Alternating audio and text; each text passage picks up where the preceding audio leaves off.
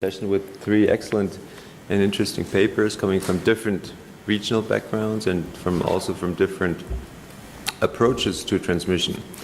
Now, why do we call this transmission 4.0, and why do we need a session on transmission anyway, knowing that in the old days transmission was just a very easy thing to develop, just optimize either social welfare or some producer, some consumer benefit by connecting a big producer of electricity with a big consumer, right?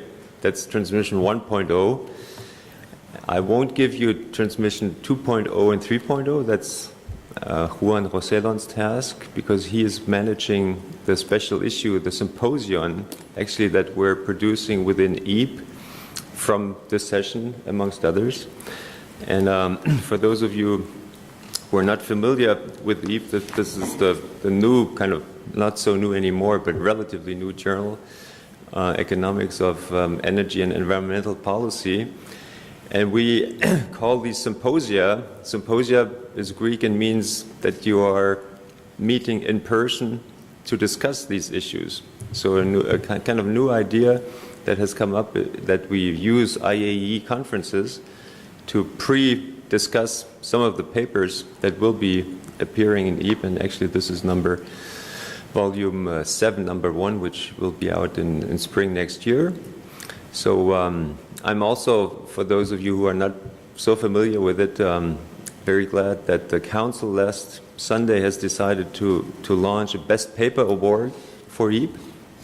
So if you have not yet considered to submit a paper, you should in the future, because we are looking for papers by younger scholars, mid-career scholars, and more experienced scholars.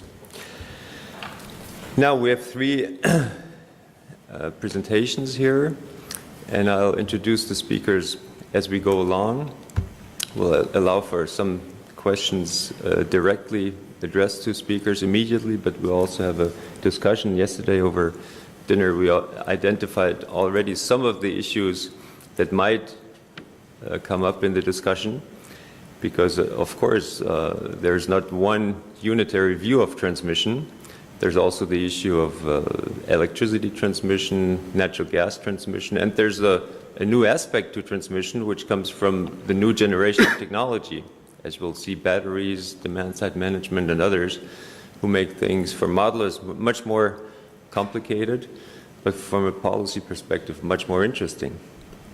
So our first speaker is Professor Anoop Singh, who comes to us from IIT Kanpur, where he's an associate professor, the Indian Institute of Technology. Anoop is well known in the scene because, amongst others, he has co-published a World Bank report on cross-border electricity cooperation South Asia, 2015. He continues to work on this issue and is going to give us an update both on the conceptual issues and what's going on in the region. Thanks for being here. The floor is yours. Thanks, Christian, for those kind words. Let me set it out right at the outset. It's about transmission, the session in particular, but I'll be dealing largely about the policy and regulatory issues in the context of the regional electricity market.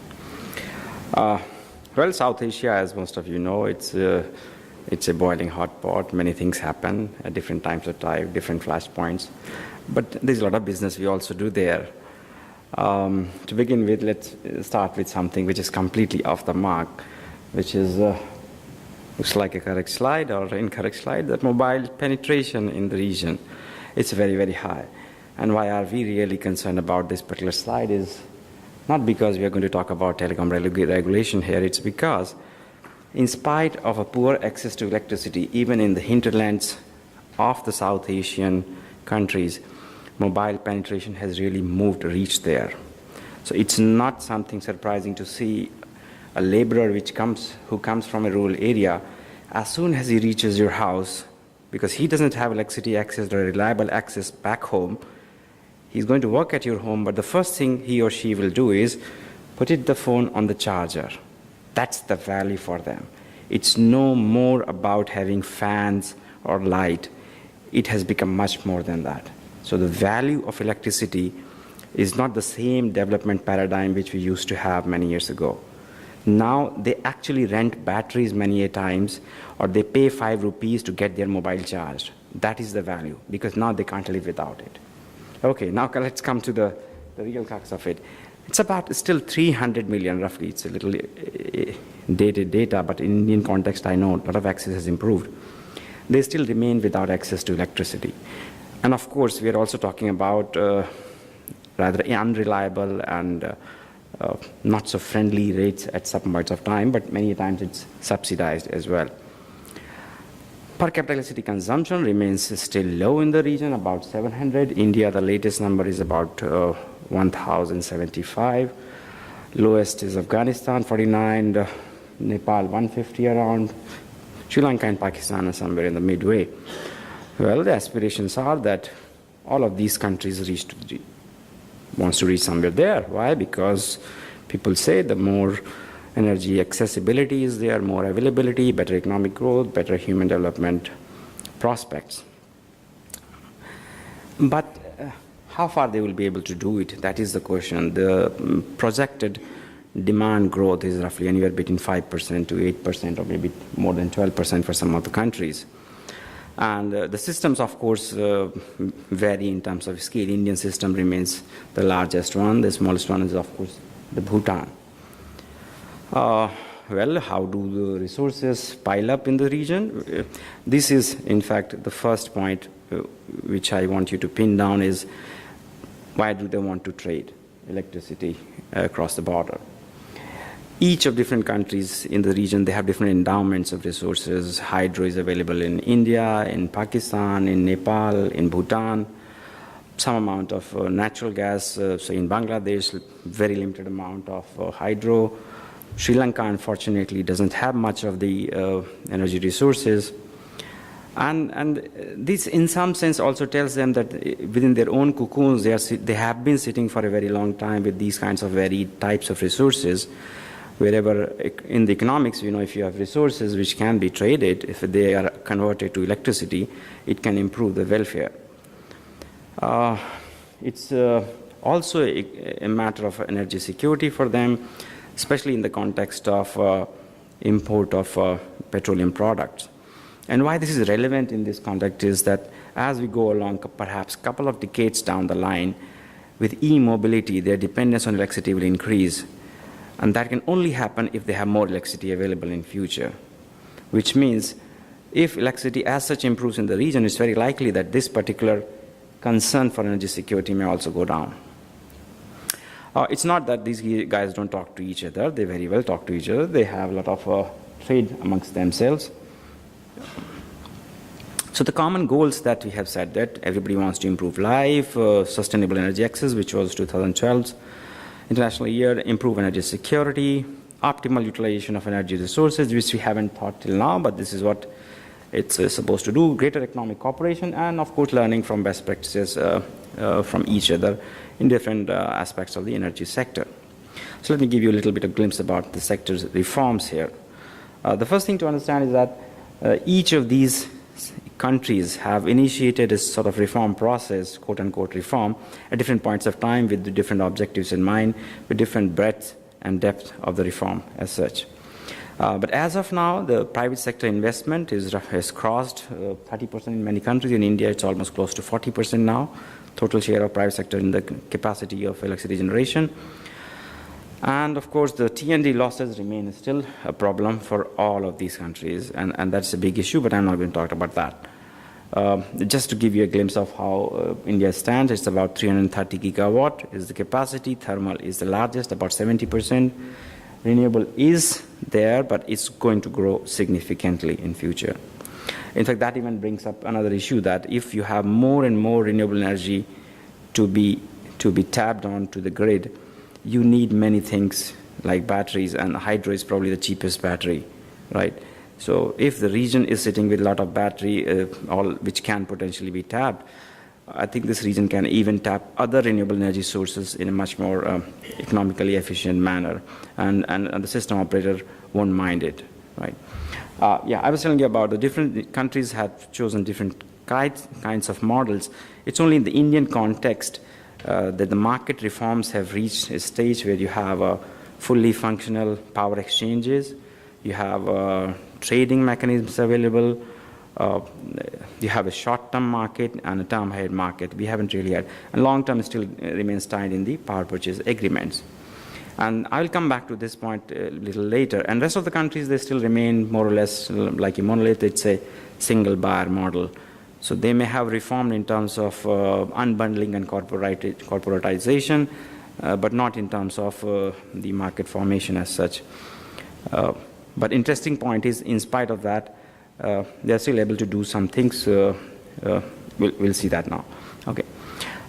It's not that that these countries haven't been trading electricity with each other.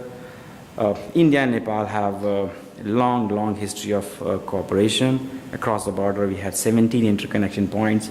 Villages on the other side, they will supply there, and villages here, they will supply here. This used to happen. We have two transmission lines. A very new recently has been constructed, the Halkebar transmission line between India and Nepal. India and Bhutan have a very long history of cooperation, which has a lot of soft loan, and in fact, it was all grant in the beginning.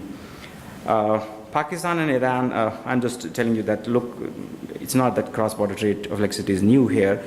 People have been trading with each other, may not within South Asia, but outside as well. So Pakistan and Iran is doing it. Afghanistan, Central Asia has been doing it. Pakistan and India have been talking about it, in fact, through the CASA, the Central Asia, South Asia 1000 project, which is still in the pipeline, but pipeline a little bit, it's more viscosity there. India and Sri Lanka have proposed a 400 kV line, which can transfer up to 1000 megawatt. India and Bangladesh has already happened, right?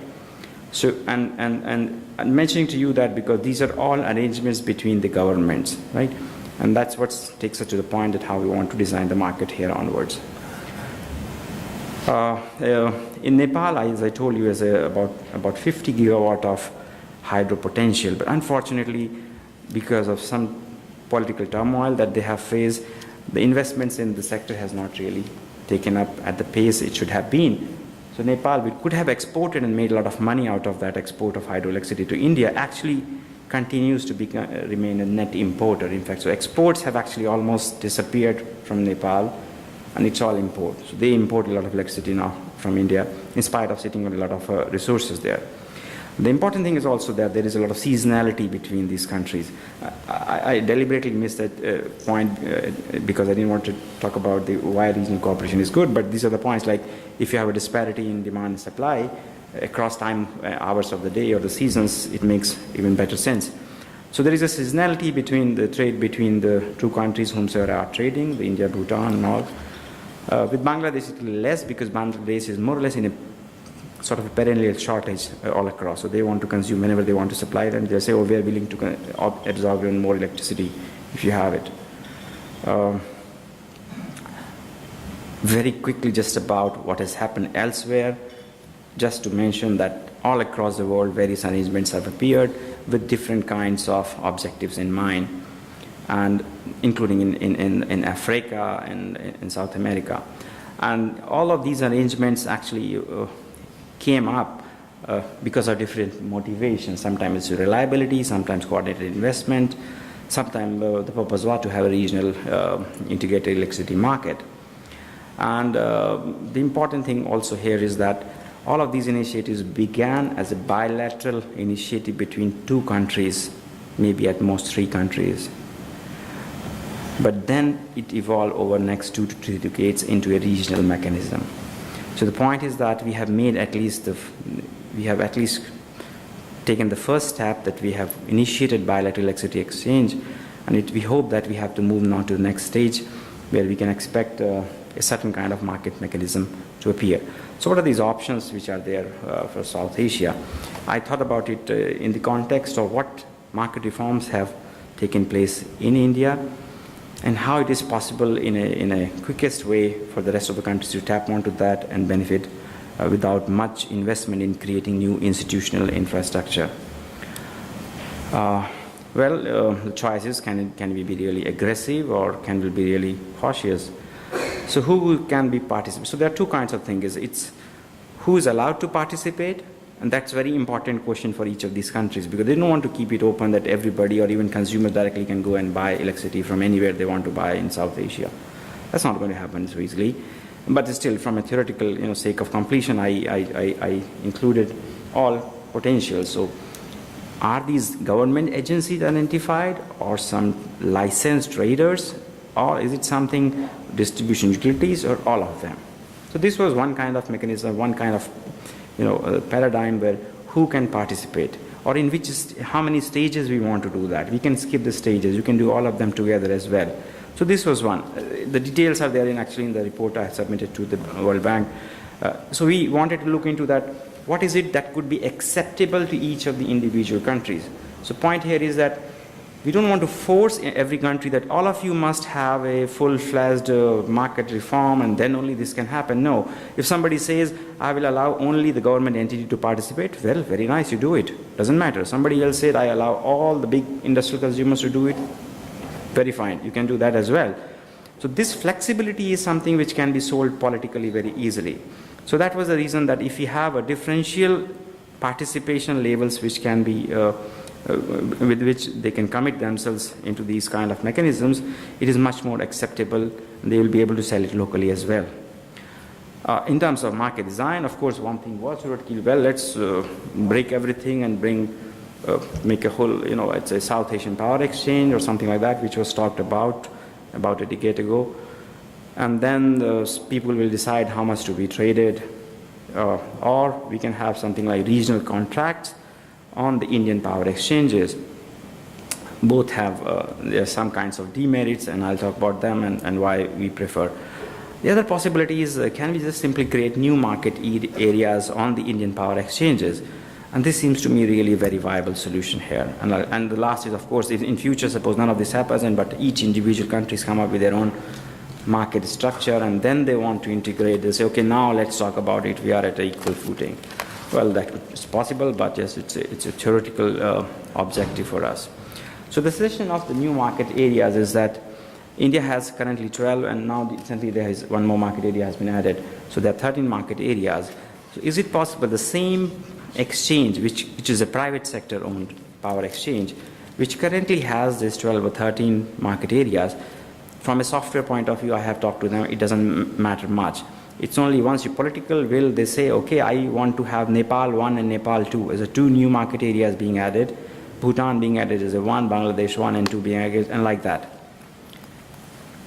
From an operational point of view to a power exchange, it's not difficult. And the most important thing here is that if you apply this model, each of these individual countries need not really think about market reform within their respective markets. They can say, fine, I don't want to change anything here, but I find a representative government agency, they want to go to this Indian market and they will buy and simply get the power from there. So benefit from the reforms in the neighborhood without doing yourself anything. But till the time you think about it, maybe you can still tap onto it. And that's really the beauty of this. And this has already started happening as well, right? So for example, part of the electricity which is being traded, but it's not through the power exchanges as such as of now. What is being happening is that the Nepal Electricity Authority and the Bangladesh Power Development Board, both of them have been buying electricity on a bilateral basis from the government to government, and they have now also started buying power through a broker, a trader, a licensed trader, not going to the power exchange as such, but through a trader. So which means they are now exposing themselves to the market prices as well. Some is contractually built between the two parties, and the some amount of power there already. So they're already actually tapping out to the market there, but not in the context of a competitive market like a power exchange. Well, of course, there are many prerequisites for that, and this is this particular slide is, roughly speaking, you can say is an outcome of a paper I did for the ADB almost 5 years ago, which was recently published. So there are many prerequisites for that, and most important in the context of South Asia is, of course, how do you treat imbalances, because this is traditionally we have had this problem in the grid that what is scheduled versus what actually is drawn or injected by the utilities or the generator respectively, it deviates. If it deviates, there's a deviation in frequency, and each of these systems individually will always have a fear that if the Indian system is so big and something happens here, what will happen to me? this whole investment, the contagion passes out to the neighborhood. And to that extent, if in fact the Bangladesh interconnection is HVDC, Nepal, because traditionally it has been an AC connection, it's an AC, Bhutan is an AC connection. Same again with Sri Lanka, they are talking about HVDC connection. So different technologies have also been tried. But treatment of imbalance is an important thing, but it's involved issues, and just skip that. It should be taken care. The other important thing is that if all of these participants from different countries have to come and they have to trade on a real-time, anonymous basis, which means there has to be a rolling letter of credit kind of a mechanism, quick payments, and so the banks have to really coordinate with each other across the border, not just simply saying that I can trade on the exchange, but I should have some monetary limit available with the exchange to trade within that limit. And that is generally provided in terms of revolving letter of credit or other things. Export and import licensing, in fact, I can tell you briefly that there was a restriction like that, and I have been talking so much and pointing out to the Indian, it was from the Indian context. The Indian import policy, DGFT, they had a notification and which said that if you want to import electricity from anywhere else, apart from the government agency, you need a license. And I have said this point so many times, finally actually they let it lapse on its own. In 2009, it was initiated, in 2014 it was supposed to lapse, and it actually lapsed on its own. They finally thought that it's a merit, let's not have that licensing. There are, of course, common currency problems. Some interesting things have happened in that. Taxes have to be harmonized in terms of electricity cross-border trade, because if you're trading anonymously, you don't know it's coming from Bangladesh, where tax is zero, or it is coming from Nepal, where tax is very high, which means it has to be harmonized, else this cannot work. Harmonized regulatory and policy framework is very, very important, and finally disputes will happen, so disputes have to be settled. There has to be a mechanism in place upfront, right?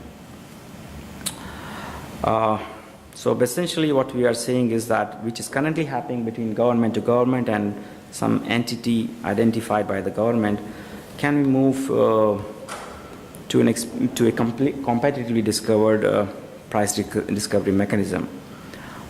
I think I still have some time, Krishna? Probably come to a conclusion. So I'm just coming to that. This is the paper I was mentioning to you. I did for the ADB, and we looked at regulatory, and this is just one slide, but we looked at a regulatory and policy framework in each of the South Asian countries, and each word by word. So if somebody has said this is the way only the identified entity can trade and they need license, we identified each, in fact, clause in those acts and the policies and said this needs to be modified if you want to move to the next step, else it will not happen. So that has been shared by, I believe, by the ADB to the respective governments, that what kind of changes needs to be implemented in the respective countries. Well, approach to regional power market is something is very important, is that who is going to invest, who is going to take this risk in investment in the transmission infrastructure, because the risk will be created by the governments if they have a dispute between the neighboring countries. That means that, and the private sector is not going to come right up front and say, I will put an investment in the transmission line, thinking that maybe government will allow the cross-border trade at some point of time and it will grow. So nobody is going to take that kind of risk, which means that investment has to be socialized, at least to begin with some capacity available where the traders or the market players can play around. There have to be demonstrated early benefits, and this part is very important because historically these countries have had some issues or the other. We know about that, which means if you have to sell this idea domestically, you have to have upfront demonstrated benefits. In fact, that happened very well between India and Bangladesh, I can tell you.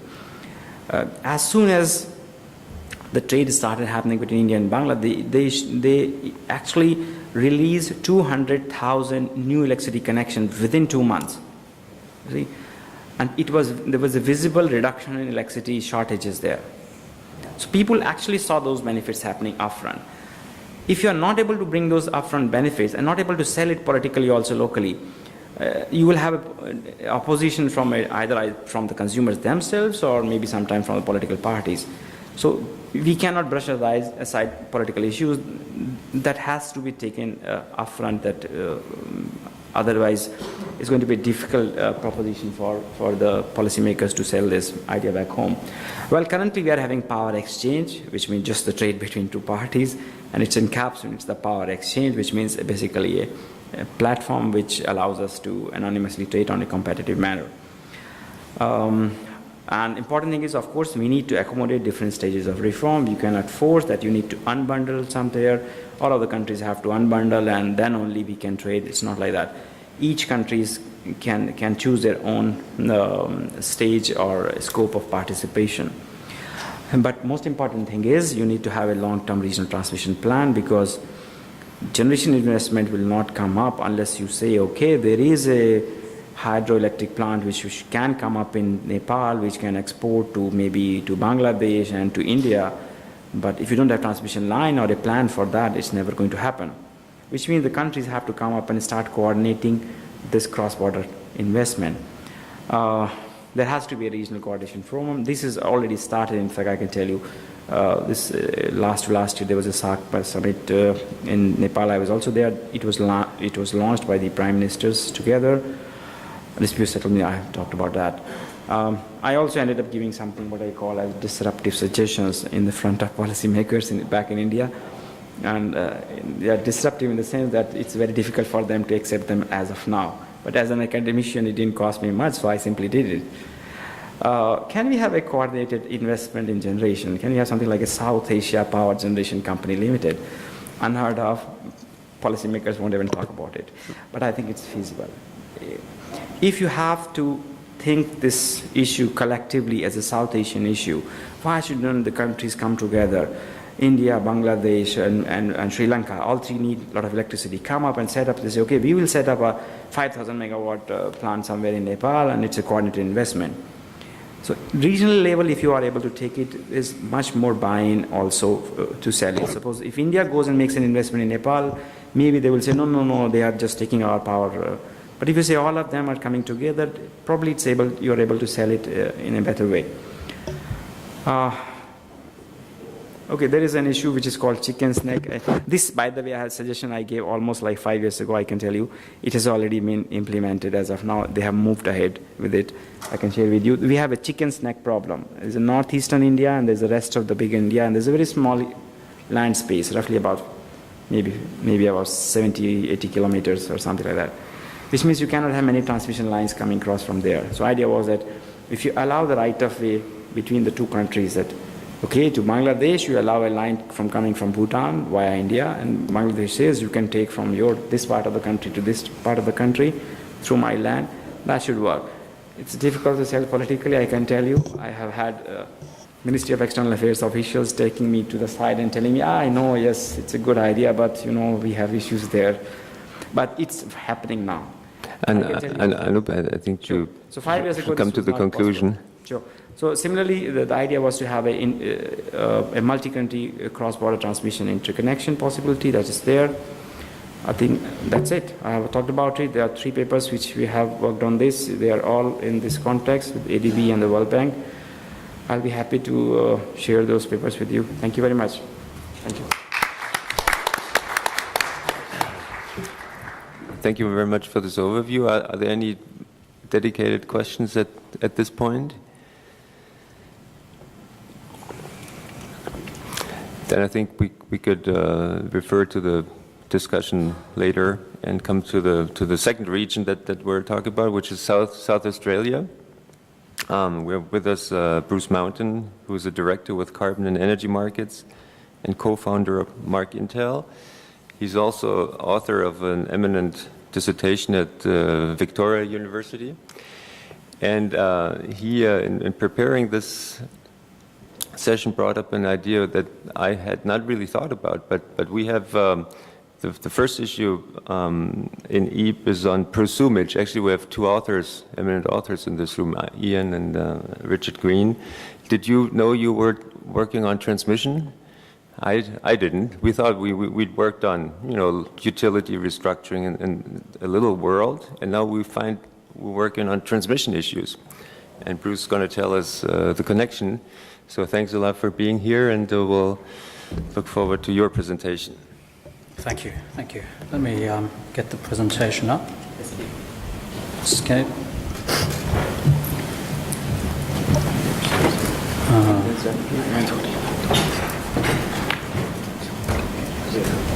Sorry, transmission.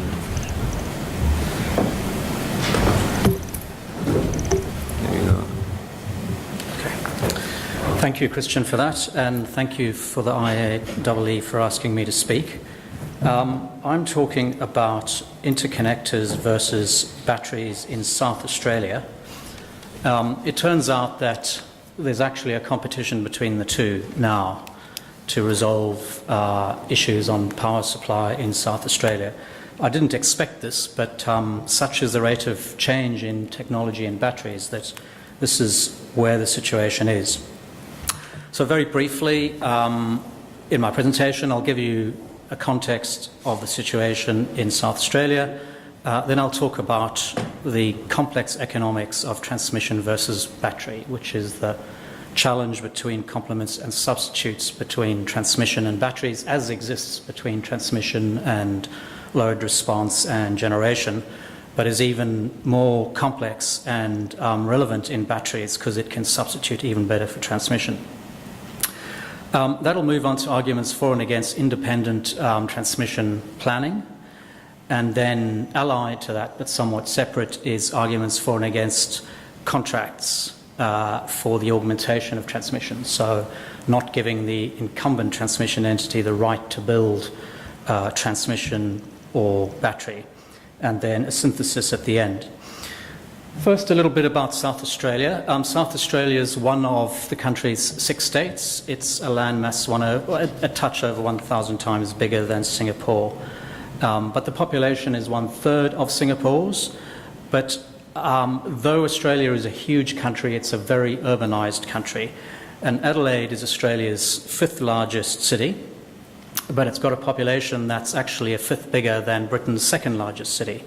So it's not something that one would think, but such is the density of the Australian cities and its population along its coastal fringe in those cities that you end up with those interesting situations. As an electrical system, it's isolated from the rest of the country. It's at the end of a long stringy network with a dominant AC link to the Victorian market and a DC link to another market. It was DC so that you could actually control it and not get a loop power flow. A little bit more about the power market. There's been a power market of which Adelaide is one of the regional centres, which is an energy-only market settled every half hour. It's been operating for 19 years. And as part of the creation of that market, generation was separated from transmission and distribution and retail. And there's a retail market where customers of any size can choose their supplier. And it's all been effectively privatised. So South Australia's electricity production is decarbonising rapidly. So here's a profile over the last 7 years of the generation mix worked out annually between coal on the bottom, gas in the middle, wind, the third bar, and then interconnector trades, which are net imports, and then finally solar, which is all rooftop. And though this is to the end of 2016, all coal had closed by the end of 2016, and wind is now the single largest energy source in South Australia. So as far as sort of separate power markets goes, it joins Denmark and Ireland as having a very high density of wind as a proportion of its energy mix. Solar has grown from next to nothing 7 years ago now to 800 megawatts roughly, almost all of which is installed on households' roofs. Somewhere between 1/3 and 1/4 of all households have a solar panel on their roof, which by geography is one of the highest densities in the world. I run a database of all the retail offers, and I did a comparison of the Tesla, the latest Tesla home battery storage device and a 5 kilowatt PV system, and found that it would be cheaper for a household to install a 5 kilowatt PV plus battery than to obtain grid supply, not on the average grid offer, but on the cheapest offer.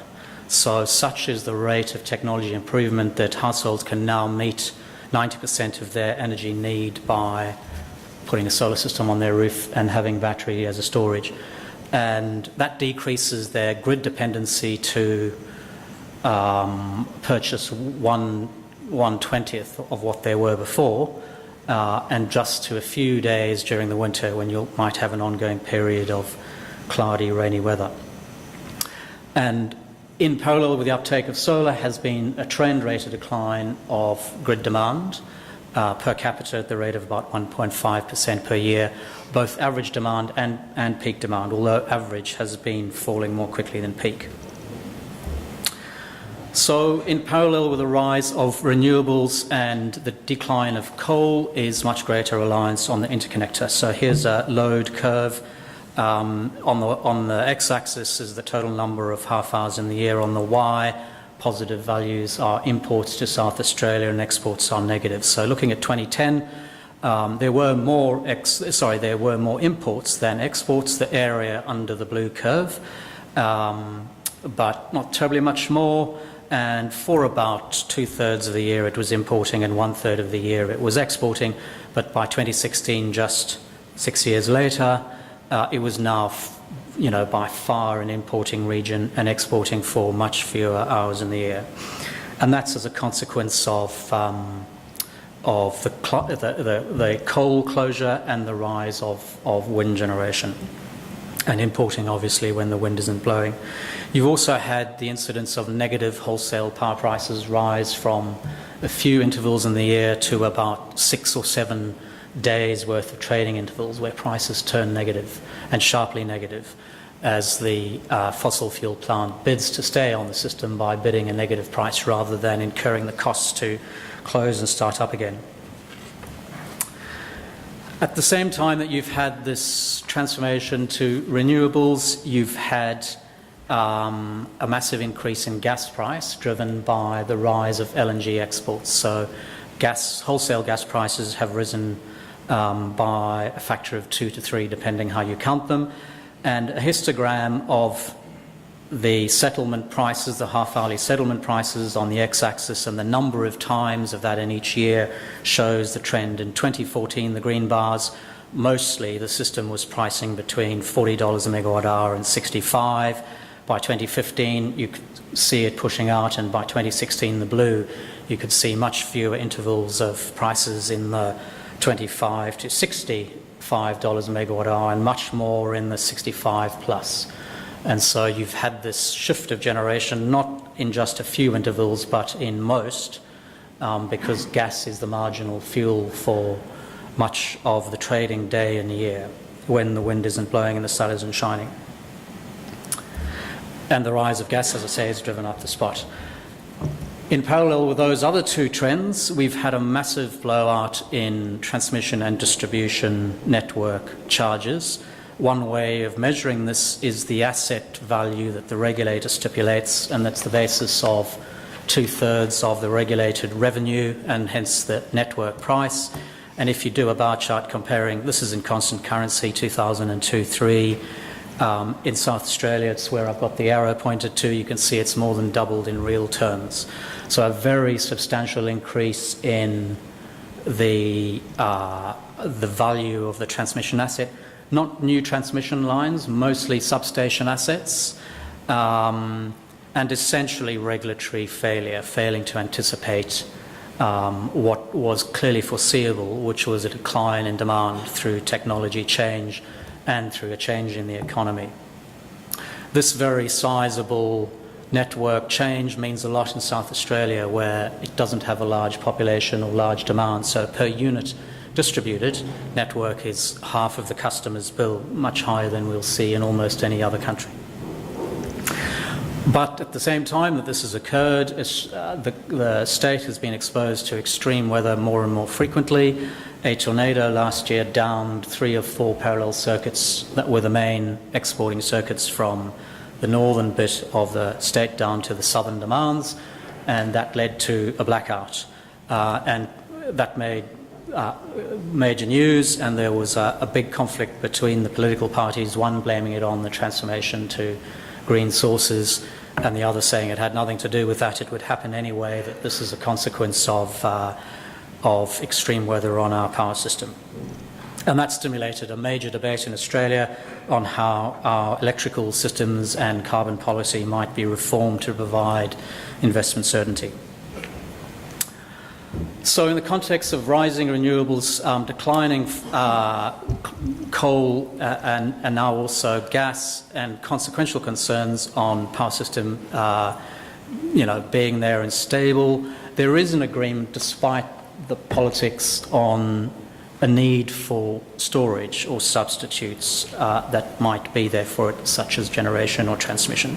And amongst the options being explored actively at the moment is seawater pumped hydro in South Australia. There was one other pumped hydro plant existing in the world which operated for a brief period at great cost and then closed, but the idea is to explore whether this might be possible. The state government is tendering for a 100 megawatt battery, and in a Twitter exchange that again went global, Elon Musk said, "I will build it within 100 days or your money back." And so this stimulated a major debate, and suddenly batteries became the order of the day, and the politicians jumped on it, and we're going to have a battery and that will solve everything, but it's early days. The state government has decided to intervene in the market and has said it will build a gas generator. As to whether it will or not, I don't yet know, but it has said it will. And I think there's good reason for that, not least that the market is very concentrated and it'll actually stimulate some of those generators to top actually withholding their capacity. And then the state government, prior to all of this, has been funding an interconnection study. These studies typically take 2 to 3 years in the economic assessment phase, another 3 years in the environmental and licensing approvals, and another 4 years to build. So a 10-year cycle for a transmission augmentation when batteries can be built in 100 days gives you a sense of the dynamics, even leaving aside the relative economics of batteries compared to transmission. But I don't want to focus on those real-world things. I want to come back to a more of the economic assessment and choosing between transmission and storage. And it raises the challenge of substitutes and complements. A transmission line, or equivalently based on the situation, a substation or a generator or a pumped hydro or load which can actually move quickly with price, or batteries, are complements and substitutes. So how do you choose which one or combination of these? So it's glib to say it, but markets can resolve the substitutability between battery, pumped hydro, gas peaking and demand, which is price responsive, in as much as those values can be priced in a market and they can be priced and traded. But the interesting public policy issue is the complementarity and substitutability between battery and transmission is a policy question. Should the regulated transmission network provider be allowed also to own batteries and to recover the costs of those batteries through regulated charges? This is a very, very difficult and complex question and takes you back to the original basis and rationale for creating a market in the first place and splitting power generation from networks. And so the key question: the separation of transmission from generation reflects assumptions that gains from competition in production and retailing more than offsets the loss of economies of centralised planning or co-planning of networks and power generation. So for that reason, transmission companies have limitations in South Australia as elsewhere where markets exist from owning generation. They can own a bit, but not terribly much. So should transmission be prevented from owning batteries for the same reason? And if so, will the separation of transmission planning from ownership actually bring about the coordination? So if we say transmission can't own batteries, but we create a separate planner, will that bring about the benefits that we get from effectively co-planning transmission and batteries? I'll just briefly, before going, actually trying to take you through this slide of the underlying logic, I'll just mention that A key difference of battery and a generator is that batteries can be an extraordinarily good substitute for transmission in as much as they can respond very quickly, change direction, import and export. And so a whole lot of the role of the transmission line, interconnector between regions, might fulfill by giving you stability, extra generation trade, a battery can do, and very much more quickly. And that's the incremental difference of batteries compared to generation. So this is a slide of logic. In the context of rapid battery development, there is a logic for the separation of transmission planning from transmission asset ownership. And the logic goes as follows. Batteries can be an excellent substitute and complement. Transmission companies in Australia have incentives to expand the regulated assets and so may be less likely to choose batteries before more expensive transmission alternatives. So faced with a choice of incremental battery investment of the order of 10 to 50 million versus a great new transmission line or substation of 2 billion, in Australia they would choose the transmission line or 2 billion because it gets added to the regulatory asset base and the allowed return on that they get on that is much higher than their cost of capital. So a transmission asset owner that has the exclusive right to plan transmission network and batteries may crowd out less expensive batteries. The history in South Australia is that the regulators have been ineffective in stopping this. It's been a subject of much debate, but the incentive still exists. And so separating transmission planning from ownership is a solution that allows the coordination of battery and transmission to be realised. I posit that the counter-arguments seem hard to sustain, and the counter-arguments are in red. The counter-argument, one counter-argument, is integration of ownership and planning. It gives you information that's not available to independent planners. So the entity that owns the asset obtains jolly good information on the operation of the asset and what have you, and when you separate planning from ownership, you lose those informational benefits. Well, this may be true, but if the integrated owner and planner puts its own interests before those of the customer, to what customer value is that informational advantage? The second argument is that joint ownership and operation improves the accountability of the entity to actually perform. That if it's integrated within one, you can establish a regulatory incentive and say, because you're accountable for planning and execution, you can be held to account more clearly and more easily. Yes, but performance and transmission is affected by exogenous factors. Generation, siting, closure, demand changes, extreme weather, and regulators account for this in how they set the incentive. And so performance incentives are not, you do not need centralised coordination of ownership and planning in order to establish them. The third argument is integration of ownership and operation allows regulatory incentives to reduce the cost of operation and development. Again, the argument that one big entity, you can establish an incentive. Maybe, but the Australian experience doesn't actually support this. We've seen better outcomes in the state of Victoria where transmission ownership and planning, at least of some assets, are separated. And so when we do a pairwise comparison, although the data set is limited and there's not the separation across all of the transmission assets, I think the case that integration of planning ownership allows better incentives to be placed on the way the firms perform, I don't think is a valid argument. So moving on to the rights to build, the integration of transmission development with transmission ownership. Does the incumbent utility have the right to refuse to build every asset or not? In the Australian situation, it is a monopoly. The transmission owner has the right, certainly in South Australia, to build a transmission asset following plans which it essentially sets out and argues for. So TCE says regulation is more efficient than contracts. If future demand is uncertain, future capital outlays are needed, or assets are actually specific to a technology or a situation or to the entity that owns the existing assets.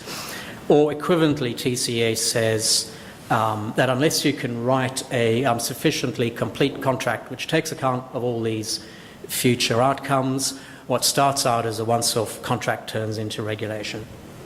So it says this idea of not giving the right of first refusal to the company is a bit of a furphy, it's a bit of a false argument. It'll turn into regulation anyway. I posit that argument and evidence undermines the case for regulation, and contestable contracts are starting to become more common. Transferring whole of life risk under long-term contracts allows you to establish very powerful incentives for innovation and to minimise cost to develop and operate. The other side of that is that consumers pay the prices, not the outcome of a regulatory approval process, which can be captured and gamed as it has been in South Australia, but it is based on the outcome of tender. And you can establish and find what those efficient costs are from competition in a tender rather than a regulatory process. TCE arguments are less relevant if there's a distinct transmission asset rather than a meshed network. And I know in Britain, Ofgem is starting to run transmission tenders not just for offshore transmission, which it's done, but for augmentations of the network within Britain. And it's actually proceeding along these lines with major augmentations. I think concern about market power linked to specific assets or ownership of the entity that has the contract, you must weigh this off per Mr. Demzetz in 1968 against the fact that your regulation is not actually perfect. So you can point to concerns of market power, but the counterfactual to that is you're saying that the regulator will get it right. Fifthly, as an empirical matter, transmission is being effectively procured through contract in Britain, Brazil, Chile, India, Peru, the US more recently, and Canada. And setting the availability targets, the main output measure, has been a straightforward issue. And in Australia, in Victoria, the evidence of contestable purchasing of transmission, as I mentioned earlier, is positive. So in summary, South Australia is at the leading edge of decarbonisation in Australia. A combination of renewables, rapid development of batteries and regulatory failure is motivating a search for transmission arrangements that deliver better coordination and preserve competition in production. So it's at early days, and I think it would be overstating to say there's a fundamental rethinking of this, but as seen in the Tesla battery debate, these are now extremely topical issues, and I think for once it's on the agenda to think about more innovative ways of arranging transmission.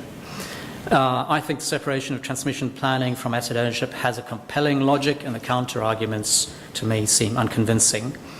TCE explains the dominance of regulation rather than contestable contracts in major networks, but the evidence of regulatory failure and the empirical evidence internationally of the increasing uptake of these contestable tenders suggests much greater use of it can be made to procure transmission developments planned by an independent entity. Thank you.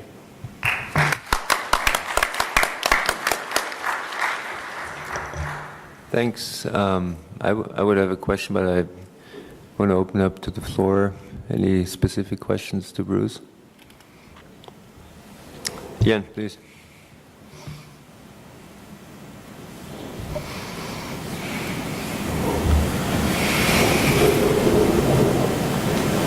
Hey, Bruce. Hi. Ian Gill, University of New South Wales. In this comparison between transmission and batteries, I guess a couple of other factors are also in the Australian debate. One is transmission lets you do net, where batteries are only just moving generation over time. And then the other one is AC transmission can also provide inertia, which battery systems can sort of partially do, but not completely do in terms of speed. What do you see as the role of those factors, given that, as you pointed out, South Australia is a net importer and it does have an inertia problem? Yeah. So they can complement and substitute each other, but for very different reasons. An interconnector moves electricity over geography, a battery moves it over time, but they can be comparable services and equally useful. I guess the advantage of a battery is you can locate it much closer to the point of use. You can link it much more easily to a renewable resource. So the combination of a battery and a renewable resource can deal with your net importing issue. In terms of system frequency and oscillating changes in oscillating current, yes, a large rotating mass historically has been the way we've kept system frequency stable in very short timelines, but a battery can do that just as well. It can oscillate and decrease and move direction just as quickly. And indeed, smaller amounts are needed of it. The studies show smaller amounts are needed of it to achieve the same frequency response because it is so much quicker. So getting in right away with 10 megawatts in a fraction of a second is much better than coming in with 50 another fraction of a second later. And those are the studies that I'm seeing. So the complementarity and substitutability is a function of its technical specification. And by all accounts that I've seen, it can, in many respects, be a better complement and substitute. Yeah, the industry's not at that point yet. They still distinguish between, I guess, spinning mass inertia and power electronics mediated. Yeah, I think people stick with what they know. The engineers that operate and plan the system know AGC control on a thermal unit or a gas thermal unit or something like that. Plug and play, we know how it works. The field of power electronics and then battery electronics is relatively new to them. But if you listen to GE and to Samsung and Tesla and others, and there's a lot of academic study on this now, it is very promising. I think, as always, policymakers are kind of the last to catch on. So I think part of it is bringing these things into the debate. Many don't yet accept regulatory failure as an issue, obviously. So some of the fundamental tenets they really don't accept. But that's in the nature of it. This is at the innovative edge, if you like. Thank you. All right. I think we'll come back to this discussion probably after the next presentation. So thank you very much, Bruce, at this time. Next, we move across whatever ocean you may consider, either the Atlantic or the Pacific. Seabron Adamson does not need any introduction in Europe or in North America, but since we're here in Singapore, let me just introduce him. He's somewhere in between consulting and academics, so that's the kind of presentation we like the previous ones. He's been for a long time with Charles Rivers Associate in Cambridge, Massachusetts. He has also been a lecturer, if I remember correctly. You were in Tulane, but now you're with Boston College in Boston, Massachusetts. And as I learned yesterday, you're also a startup company now in biotech, which is a different business. But anyway, we invited you because you have a very broad experience both in electricity, but also now natural gas. So we move not only between regions, but between sectors. And perhaps there's also a slight difference in interpretation of what regulators and what competition can do in terms of transmission planning and in terms of transmission operating. So thanks a lot for being here, and the floor is yours. All right. I'm seeing if I can figure that out. What? Control and L. All right. For the full screen. Yeah. Yay! Thank you. You can tell I'm not a good Windows user. Don't know the setup very well. Well, thank you very much, Christian. I'd like to talk about the investment and expansion of grid-based networks in the United States, specifically for electricity and natural gas. The electricity markets and systems in the United States are very well studied by economists. The gas markets and the system of gas regulation is much less studied.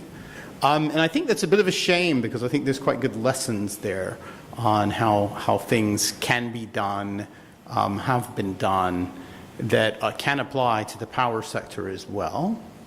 The sort of first observation about electricity investment, electric transmission investment in the United States is it's a very big system. We have about 300,000 kilometers worth of high voltage transmission lines in the United States, but that it's a perennial complaint that very little investment, new investment in this has been made, despite